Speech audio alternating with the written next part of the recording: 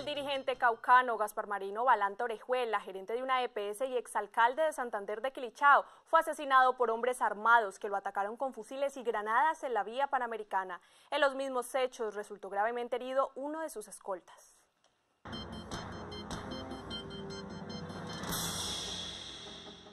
El médico Gaspar Balanta se transportaba desde Popayán en esta camioneta por la vía panamericana. Cuando estaba cerca a Santander de Quilichao, varios hombres lo interceptaron y sin mediar palabra lo atacaron con fusiles y granadas. El galeno falleció instantáneamente, mientras que su escolta, que no alcanzó a reaccionar, resultó gravemente herido. Quienes cometieron este homicidio utilizaron armas largas, incluso artefactos explosivos como granadas. Se desplazaban en 2 vehículos. Se descarta la posibilidad inicialmente de un secuestro. El médico fallecido tenía 43 años de edad y era el gerente de la EPS Asmed Salud en el Cauca. Según las autoridades, el galeno no había denunciado amenazas contra su vida. Hay algunas personas que dicen que él estaba siendo sujeto de amenazas, pero estamos verificando esa información. Minutos después del homicidio, la policía encontró esta camioneta en el lugar de los hechos. El vehículo, que según la policía fue utilizado por los delincuentes, había sido hurtado hacía varios meses en Cali. Por el momento, las autoridades no tienen indicios sobre los autores y móviles de este asesinato. No, de momento no es prudente manifestar a qué grupo se le puede atribuir este homicidio, pero realmente es un hecho muy lamentable y que enluta al departamento de Cauca. El médico Gaspar Balanta, que deja un hijo menor de edad, se había desempeñado como alcalde encargado de Santander de Quilichao y secretario de salud del municipio. Un conductor borracho le emprendió a golpes contra un guarda de tránsito cuando éste intentaba practicarle la prueba de alcoholemia en el norte de Cali. Este es solo uno de los hechos ocurridos en una noche en que 2 personas murieron y 7 más resultaron heridas en accidentes de tránsito registrado en la capital vallecaucana. En este operativo realizado en la avenida Sexta, varios conductores fueron sorprendidos manejando en estado de embriaguez. Luego de ser sancionado, este joven le emprendió contra el guarda de tránsito. Y mientras el joven agredía a otro conductor para evitar que le tomaran la prueba de alcoholemia, huyó.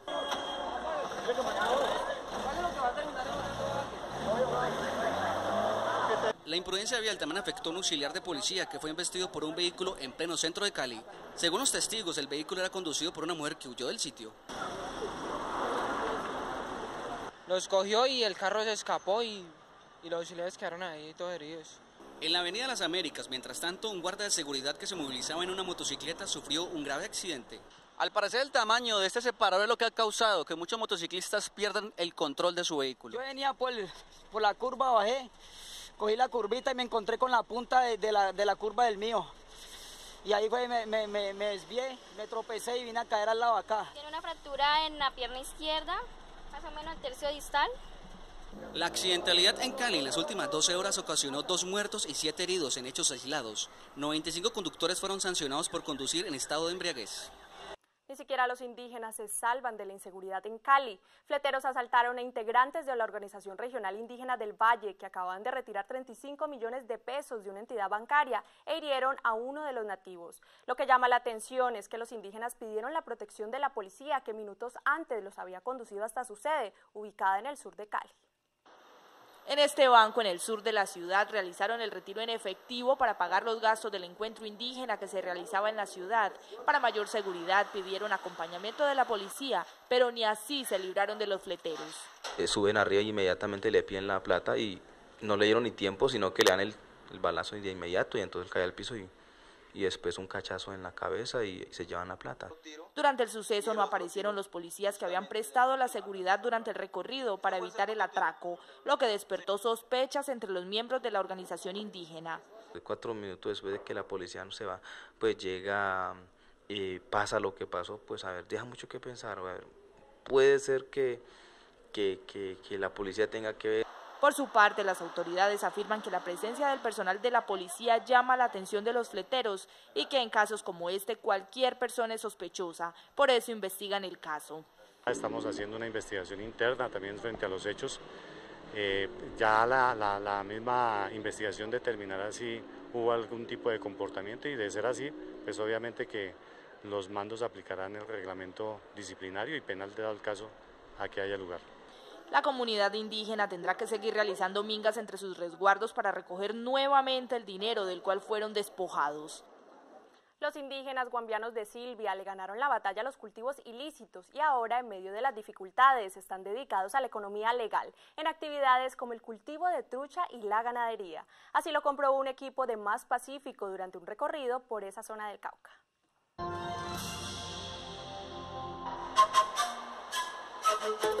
En estas montañas del Cauca viven los guambianos o misacs. Ocupan 16.000 hectáreas de tierra. 12.000 son páramos o parques nacionales y 4.000 son tierras cultivables. La amapola hace años dominaba estos paisajes, pero hoy los indígenas aseguran que ya la erradicaron. En este momentico de las 4.000 hectáreas que hablamos, pues del 0.1% estará pues con cultivos listos en este momento. Y la erradicaron, dicen, voluntariamente y promoviendo otros cultivos de pan coger y sobre todo criaderos de trucha. Como este ya tienen más de 100 construidos, casi que nadando contra la corriente y sin ayuda estatal. No, pues de agroingreso seguro del gobierno nacional ni del Finagro nada, hasta el momento. Únicamente vemos en las noticias, escuchamos en las noticias, pero ni un peso acá.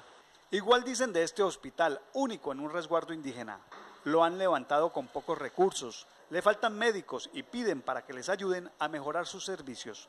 En los recursos también que nos apoyen, porque ahorita en este momento la necesidad, pues así como más grande, es en infraestructura. Si algo inquieta a los guambianos es la preservación de su cultura y su lengua, el namzik. La amapola lastimó sus valores y por eso el énfasis es la educación autóctona. En esta escuela hacen el esfuerzo, aunque la sonrisa de estas niñas oculte la deserción de muchos a la ciudad, el déficit de profesores y muchas más carencias. Estamos en este momento con dificultades de hambre y de mucha pobreza. Pero además de estas carencias, la comunidad guambiana dice que se le avecina un gran problema. El gobierno nacional tiene la intención de entregar más de 30 proyectos mineros en esta zona. Aquí se han descubierto grandes yacimientos de oro, platino, zinc, cobre, cuarzo, entre otros. Y de eso habla el gobernador, la máxima autoridad en el resguardo. Advierte que los megaproyectos industriales amenazan la vida de los 16.000 guambianos de Silvia y de millones de colombianos. Todo este tipo de minerías van en contra de nuestra madre tierra y por lo tanto van en contra de la vida de la humanidad. Los guambianos exigieron soluciones a sus problemas.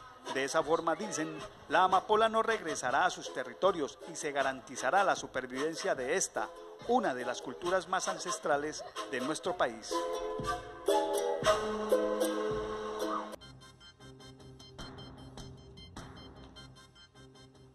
Y en otras noticias, llegaron al complejo habitacional Altos de Santa Elena en el sur de Cali las primeras familias que habitarán el proyecto de vivienda de interés social más importante del país y en el que se invirtieron más de 33.000 millones de pesos provenientes de la plata de las caletas incautadas al narcotráfico.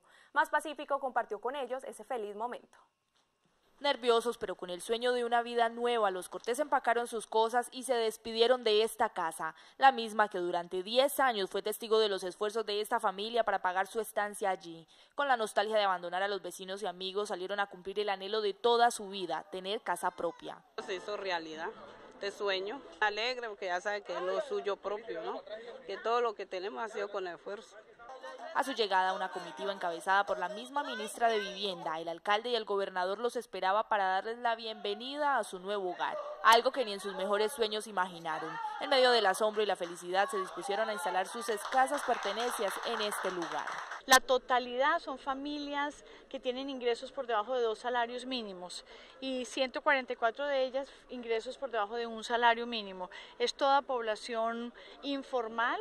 Como los Cortés, más de 200 familias ya tienen casa propia en Altos de Santa Elena y 720 se encuentran en proceso de entrega. El proyecto tiene una inversión de 180.000 millones de pesos, de los cuales 33.000 millones provienen de dinero de las caletas incautadas al narcotráfico. La plata del pecador es para el justo y esa plata sirvió para mucha gente necesitada. Los Cortés forman parte de las primeras 12 familias que habitan uno de los proyectos de vivienda de interés social más importantes del país.